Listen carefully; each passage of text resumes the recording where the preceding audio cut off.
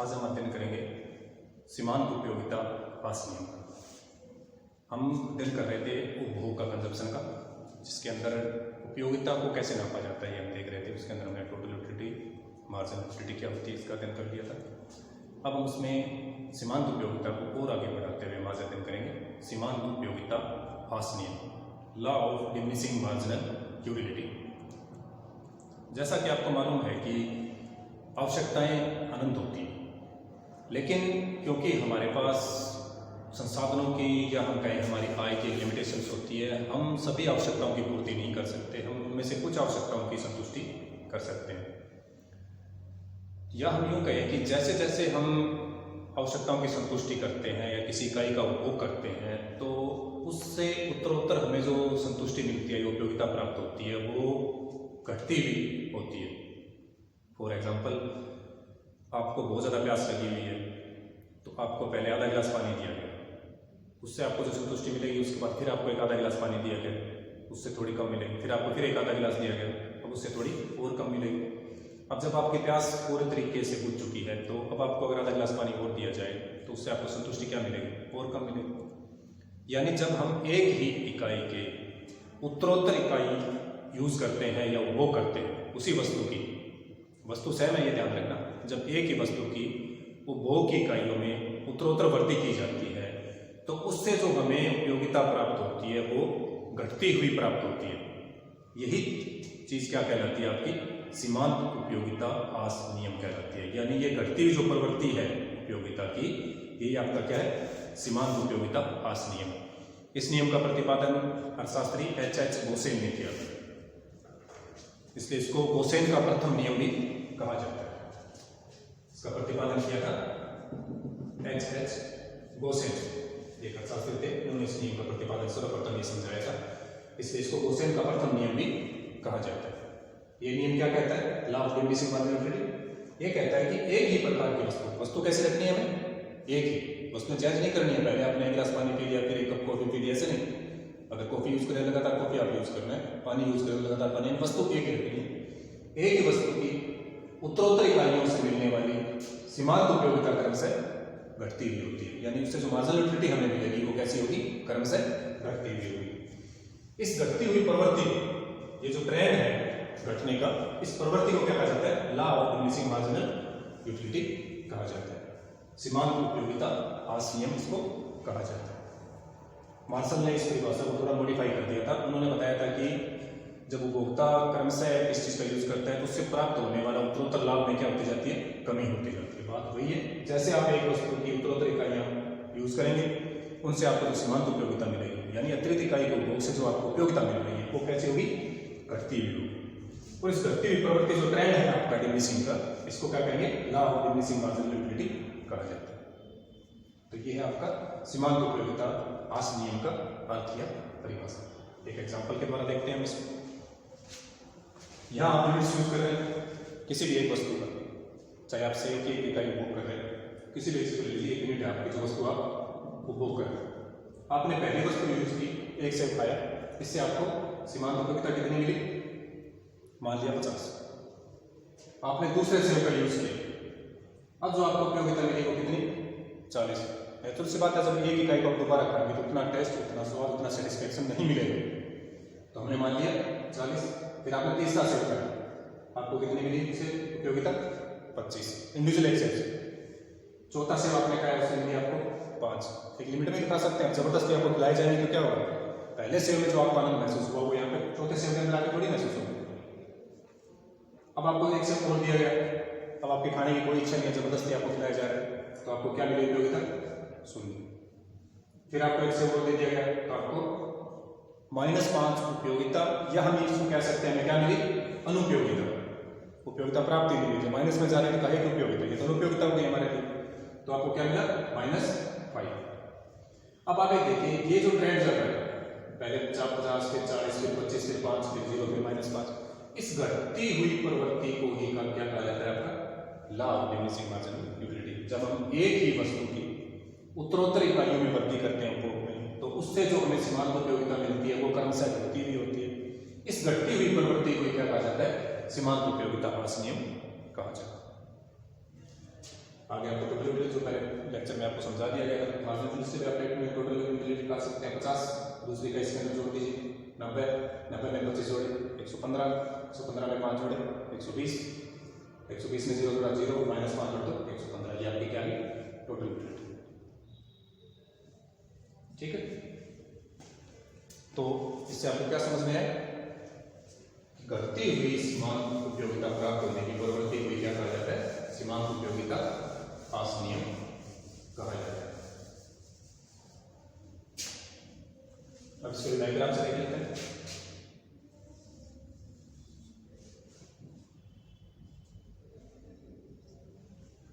पहले आपको सीमांत उपयोगिता कितनी मिल गई? 50, फिर 40, फिर 25, फिर 5, फिर 0, फिर -5।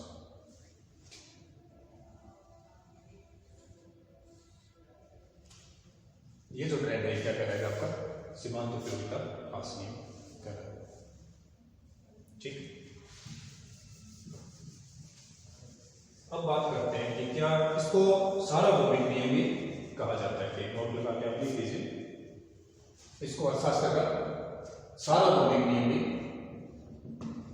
कहा जाता है, यूनिवर्सल लॉ इसको कहा जाता है। ऐसा क्यों?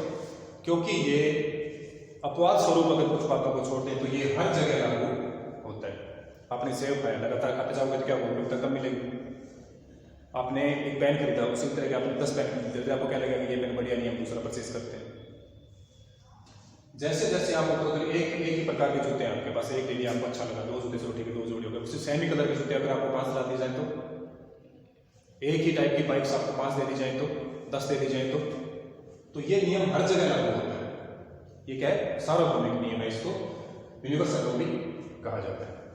हालांकि ये सार्वभौमिक नियम है लेकिन फिर भी ये कुछ मान्यताओं के ऊपर आधारित है। जैसा कि आपको शुरू में बताया गया था, अर्थशास्त्र का ऐसा कोई नियम नहीं है जिसमें अन्य बातों वाला टॉपिक ना जुड़े, क्योंकि ये प्योर साइंस नहीं है, ये है सोशल साइंस। तो इस नियम की भी कुछ मान्यताएं हैं। वो मान्यताएं जब रहेंगी या उनको सीमाएं कह सकते हैं, तब ये नियम काम करेगा। अगर इन कंडीशंस में से कुछ चेंज होता है तो ये नियम काम नहीं करेगा। पहली कंडीशन क्या है? मात्रा और गुण समान रहने चाहिए। आप जिस इकाई का उपयोग कर रहे हैं उसकी मात्रा और उसके गुण समान रहने चाहिए। कैसे? मात्रा कैसे? जैसे आप जो एक गिलास यूज कर रहे हैं, दूसरा गिलास भी कैसा होना चाहिए? वैसा ही होना चाहिए। ऐसे नहीं कि पहला गिलास तो ये था और दूसरा गिलास आपने बना लिया बाल्टी। अब इससे सीमांत उपयोगिता क्या मिलेगी? तो क्या रहना चाहिए? उनकी मात्राएं समान रहनी चाहिए। दूसरी बात, उनका गुण भी समान रहना चाहिए। गुण से तात्पर्य पहला गिलास आपने ठंडे पानी का लिया और दूसरा गिलास आपने गर्म पानी का ले लिया, ऐसा नहीं होना चाहिए। उनके गुण और उनकी मात्राएं समान रहनी चाहिए, अदरवाइज ये लागू नहीं होगा। पहला गिलास आपने लिया गर्म पानी का, उसे सीमांत उपयोगिता मिल गया, हालांकि प्यासा था लेकिन गर्म पानी को भी पी लेगा। अब दूसरा गिलास आपने उसको ठंडा दिया या मीठा शिकंजी बना के दिया, अब उससे उपयोगिता ज्यादा मिलेगी। जबकि सीमांत उपयोगिता असली तो क्या कहता है कि उत्तरोत्तर इकाइयों के उपभोग से मिलने वाली सीमांत उपयोगिता घटती हुई होती है, लेकिन यहाँ तो नहीं घटेगा। लेकिन इसका कारण क्या रहा कि आपने उस वस्तु के गुण चेंज कर दिए। तो गुण और मात्रा आपकी क्या रहनी चाहिए? समान रहनी चाहिए। दूसरा, उपयुक्त इकाई होनी चाहिए। जो उपभोग कर रहे हो उसकी यूनिट्स भी क्या होनी चाहिए? ना ज्यादा छोटी ना ज्यादा बड़ी, ऐसे नहीं होनी चाहिए। अब प्यासा व्यक्ति है, उसको आप एक एक चम्मच करके पानी पिला रहे हो। एक व्यक्ति 5 किलोमीटर दौड़ाया उसको पहले, अब उसको एक एक चम्मच पानी दे रहे हो, तो इससे क्या होगा? उसको सीमांत उपयोगिता ज्यादा मिलेगी। तो इकाई एक स्टैंडर्ड होना चाहिए। ऐसा नहीं कि आप अपनी मर्जी से एक अनुपयुक्त या एक काल्पनिक यूनिट बना लें। तो इकाई उपयुक्त इकाई का उपभोग में निरंतरता होनी चाहिए। आप जो उपभोग कर रहे हो उसमें ज्यादा लंबा समय नहीं होना चाहिए। आपने एक गिलास पानी पिला दिया सुबह, दूसरा पानी पिलाया गर्मी के अंदर शाम को, तो पहले गिलास से ज्यादा संतुष्टि मिल जाएगी क्योंकि गर्मी में प्यास फिर लग जाएगी। तो क्या होना चाहिए? उपभोग में निरंतरता होनी चाहिए। आपने सुबह 2 रोटी खिला दी, 6 घंटे बाद फिर 2 रोटी दे रहे हो, नहीं, आप लगातार चपातियां दीजिए ना उस व्यक्ति को खाने के लिए। फिर जैसे जैसे वो चपाती यूज करेगा उसको उपयोगिता कम मिलेगी और एक लिमिट से अधिक आप उसको चपाती खिलाएंगे तो उल्टी कर देगा, यानी अनुपयोगिता या माइनस की उपयोगिता उसको प्राप्त हो जाएगी। तो भोग में क्या होनी चाहिए? आपके कंजप्शन में निरंतरता होनी चाहिए। ठीक है, ज्यादा बढ़ा गया, ज्यादा समय तक ना होना चाहिए, नहीं होना चाहिए। नेक्स्ट आपका है स्थानापन्न वस्तुओं का मूल्य स्थिर रहना चाहिए। जो उपभोक्ता वस्तु यूज कर रहा है उसके स्थानापन्न वस्तुएं हैं उसका मूल्य भी समान रहना चाहिए। कई बार क्या होता है, नई वस्तु की यूज कर रहे हैं, स्थानापन्न वस्तुएं सस्ती होगी तो उससे मिलने वाली समाप्त उपयोगिता में चेंजेस आ जाएंगे, या दूसरी वस्तुएं महंगी होगी तो उससे ज़्यादा संतुष्टि मिल जाएगी। तो जो स्थानापन्न वस्तुएं सब्स्टिट्यूटरी गुड्स हैं उनके प्राइस सेम रहने चाहिए। उपभोक्ता की रुचि, फैशन, उसकी आदत आदि में कोई चेंज नहीं होना चाहिए। जब उसकी रुचि और फैशन या उसकी प्रायोरिटी चेंज हो रही है तो उपयोगिता चेंज अपने आप हो जाएगी। तो वो क्या रहनी चाहिए, समान रहनी चाहिए, और समान रहेंगे तभी ये नियम लागू होगा। उपभोक्ता की मानसिक स्थिति में परिवर्तन नहीं होना चाहिए। ये मान के चलते हैं कि उपभोक्ता विवेकशील है, उसका मानसिक स्तर सही है और उसके मानसिक स्तर में कोई परिवर्तन नहीं है। कभी व्यक्ति किसी चीज का सपोर्ट करता है फिर दूसरी चीज को करने लग जाता है तो वहां सीमांत उपयोगिता नियम लागू नहीं होगा। मान के चलते हैं कि मानसिक स्थिति कैसी रहेगी, स्थिर रहेगी। अंतिम जो इसकी मान्यता है वो है सुखमय अवस्था में लागू। ये केवल प्लेजर इकोनॉमी में लागू होता है। सुखमय अवस्था से साधारण बातें सारी क्या रहती हैं, समान रहती हैं। अब जैसे कि किसी व्यक्ति का एक्सीडेंट हो गया, उसका बहुत ज्यादा खून बह गया, अब उसको 1 यूनिट ब्लड आपने चढ़ाया, अब सीमांत उपयोगिता आश्रम तो क्या कहते हैं, उसको आवश्यकता है 5 यूनिट की। सीमांत उपयोगिता आश्रम तो कहता है कि 200 यूनिट चढ़ाओगे तो उससे उपयोगिता क्या मिलेगी, कम मिलेगी। लेकिन यहाँ तो उसको क्या मिलेगी, जब तक 5 यूनिट चलेगी उसको उपयोगिता उत्तरोत्तर ज्यादा मिलेगी, वो ज्यादा स्वस्थ होता जाएगा। उसके लिए 5 की 5 यूनिट क्या है, समान उपयोगिता रखती है। तो ये नियम कब लागू होता है, केवल प्लेजर कंडीशन में या सुखमय अवस्था के अंदर ही लागू होता है। ऐसी अपवाद स्वरूप कंडीशंस में ये नियम लागू नहीं होगा। तो ये सारी बातें क्या रहनी चाहिए, समान रहनी चाहिए। हम इसको इस नियम की मान्यताएं कह सकते हैं, इसको सीमाएं कहा जा सकता है। लिमिटेशंस इस नियम की क्या क्या है, एक बार पुनः आप लिख लीजिए। मात्रा और समान रहनी चाहिए। दूसरा आपका है इकाई उपयुक्त होनी चाहिए, उपभोग में निरंतरता होनी चाहिए, स्थानापन्न वस्तुओं का मूल्य स्थिर रहना चाहिए, फैशन, रुचि, आदत आदि में चेंज नहीं होना चाहिए, मानसिक स्थिति में कोई परिवर्तन नहीं होना चाहिए, और ये नियम केवल सुखमय अवस्था में लागू होता है। ये उतार लीजिए आप, तो पॉइंट सही। फिर इसमें आगे देखते हैं।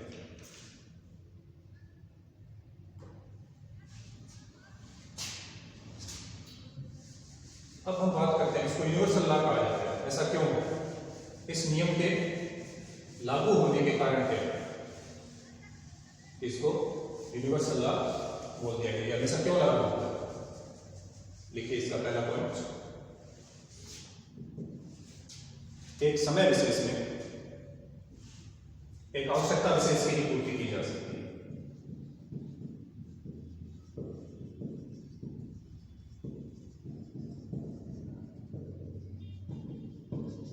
एक समय विशेष में हम एक आवश्यकता की या कुछ आवश्यकताओं की पूर्ति हम कर सकते हैं। हम एक साथ सभी आवश्यकताओं की पूर्ति नहीं कर सकते। आवश्यकताएं हमारे अनंत है, लेकिन हमारे कुछ लिमिटेशंस होने के कारण, हमारी आय की लिमिटेशंस होने के कारण, हमारे संसाधन सीमित होने के कारण हम क्या कर सकते हैं, केवल कुछ ही आवश्यकताओं की संतुष्टि संभव है।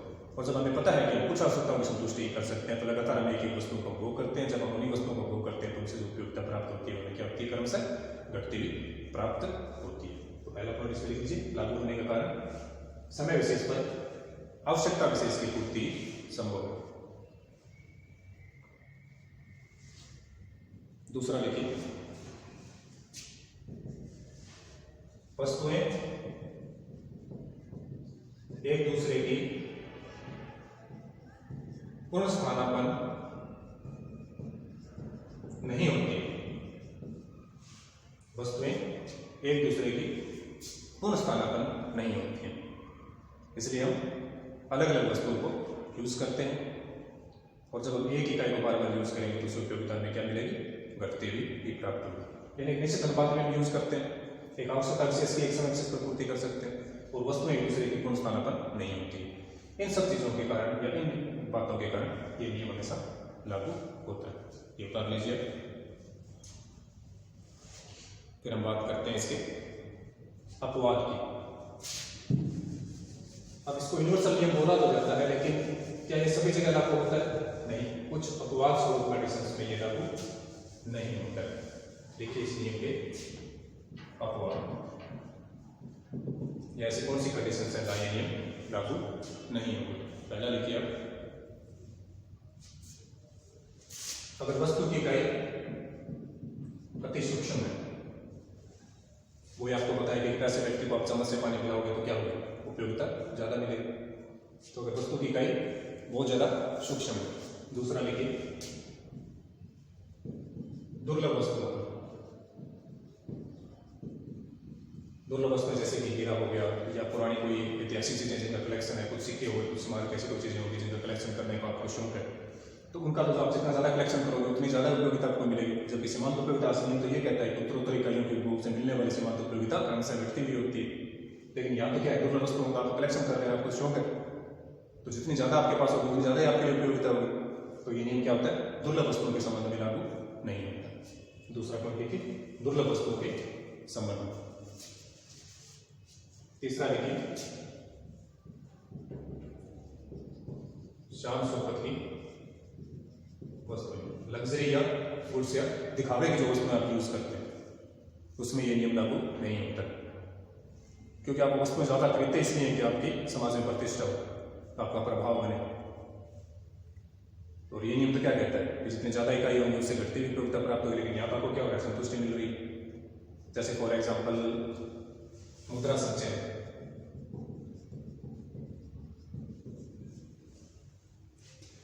मनी, आपके पास रुपया आपको दिया जा रहा है, 10,000 दिया गया, फिर 50,000, फिर 2 करोड़, फिर 8 करोड़, फिर 1 अरब, मिलियंस बिलियंस दे दिए आपको। सीमांत उपयोगिता अधिनियम क्या कहता है, उत्तरोत्तर इकाई देने से सीमांत उपयोगिता क्या होगी, कम होगी। लेकिन आपको पैसा दिया जा रहा है तो आप मना कर दोगे क्या कि नहीं, मेरे को तब सीमांत उपयोगिता नहीं प्राप्त हो रही है, इसकी अनुपयोगिता प्राप्त हो रही है, तो मेरे को इसकी आवश्यकता नहीं होता है ऐसा। मुद्रा जितना आपके पास पैसा आएगा आप उसको उतना और ज़्यादा लेने की क्या करते हैं, कोशिश करते हैं।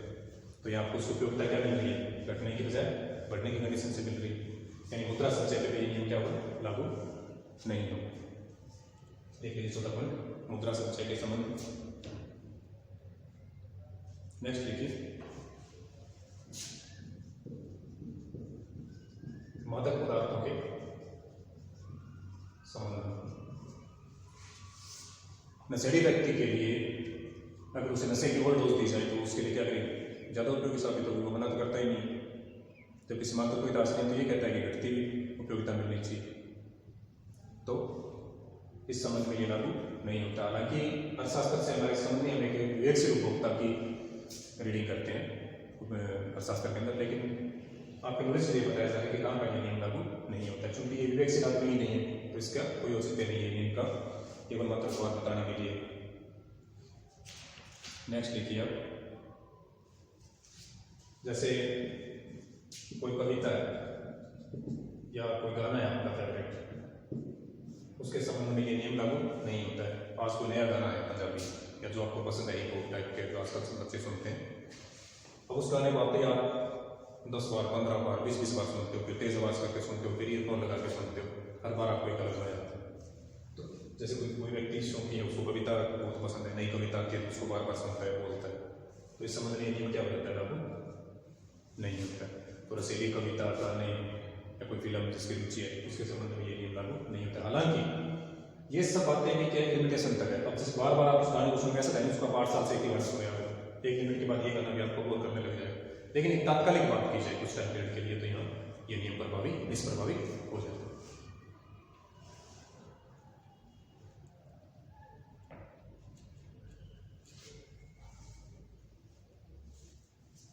तो ये थे आपके सीमांत उपयोगिता अधिनियम के अपवाद। आपको ध्यान ये रखना है कि ये जो अपवाद आपको बताए गए हैं ये केवल मात्र काल्पनिक ही है या कुछ टाइम पीरियड के लिए, दीर्घकाल में ये नियम इन पे भी लागू हो ही जाता है।